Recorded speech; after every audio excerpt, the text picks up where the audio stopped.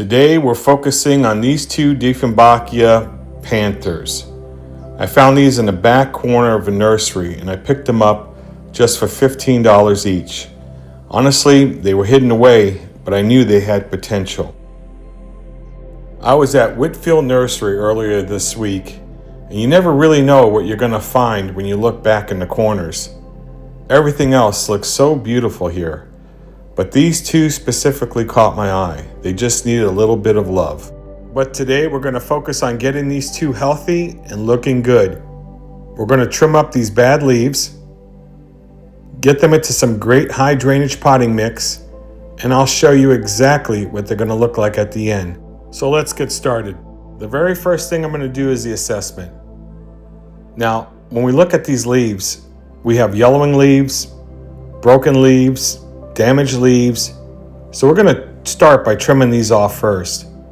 I know it feels hard to cut off a leaf, but I'm doing this because the plant is wasting energy trying to repair these damaged spots. And by removing them, I'm helping the plant refocus all the energy into new, lush, healthy growth.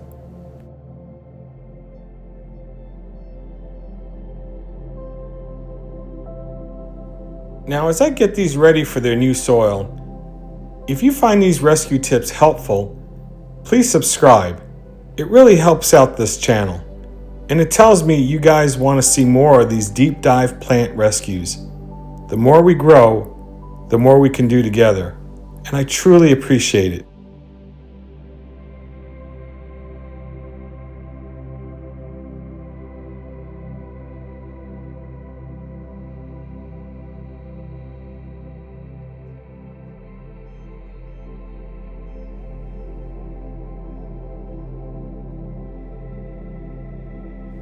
So second part of the assessment is looking at the roots. They look decent, they're healthy, but are a little crowded. So we're going to loosen them up. Take out some of this old soil, which is not bad, but we're going to replace it with some better soil. If it looks like we're repeating the process, we are, because we have two plants that we're working on at the same time. If you can, follow along to the end so you can see the full transformation of the two plants and where they end up in my house.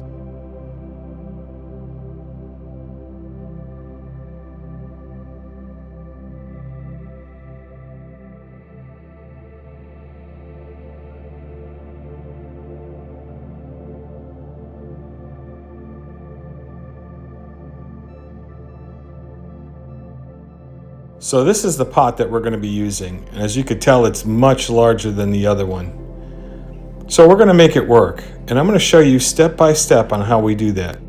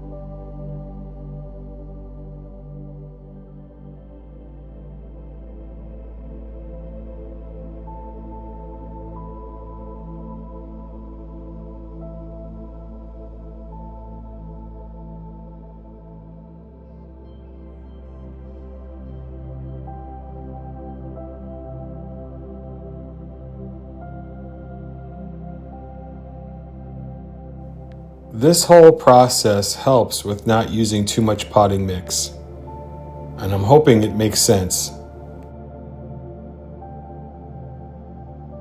So in this batch of potting mix, we did not add the fertilizer to it like we normally do, so we're going to add a little bit now to the pot.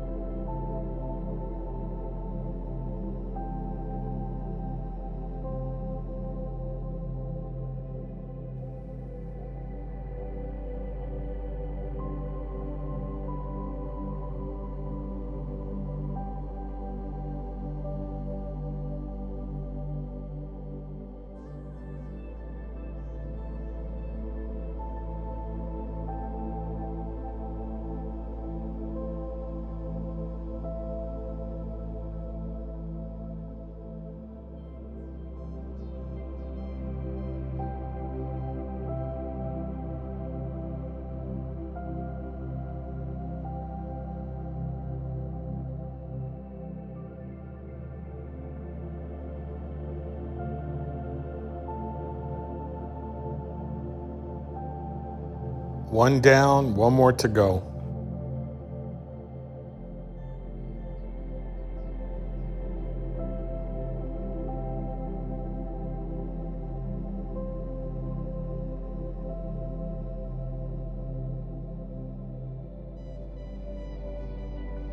So this is saved potting mix we get from our repots.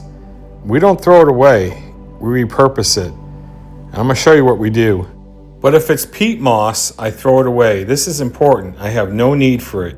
And the reason for that is because it holds too much water. It doesn't let the plant breathe, and eventually it bakes the roots. So I like using orchid bark or orchid potting mix. Then I use perlite with some charcoal. Then I put in my fertilizer and I mix it all together. Now, because I live in Arizona and the weather is very hot and dry, I don't make it as chunky as a lot of people do. So I make it so it stays a little bit more moist longer.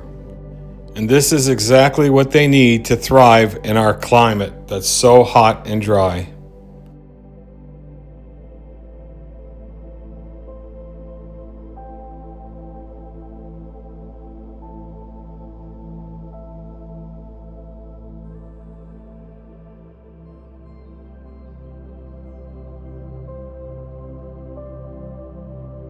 Patio was about 103 degrees yesterday when I was filming, so I put this plant in a pot just so it could keep moist for a little bit until I came back from my break.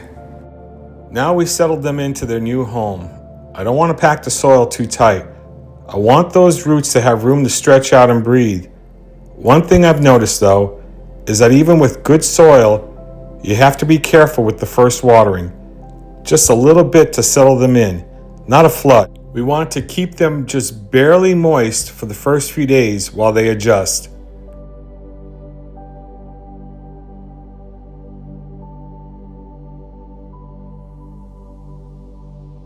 Look at the difference. They already look like completely different plants, don't they? They have room to breathe, the right soil to keep them healthy, and a fresh start. Now, we're going to check in on them in about a week to see if they have any new growth. And I'm really excited for these to fill out even more than what they are. I hope you enjoyed this video. And always, follow along and subscribe as the story grows. I'll see you soon.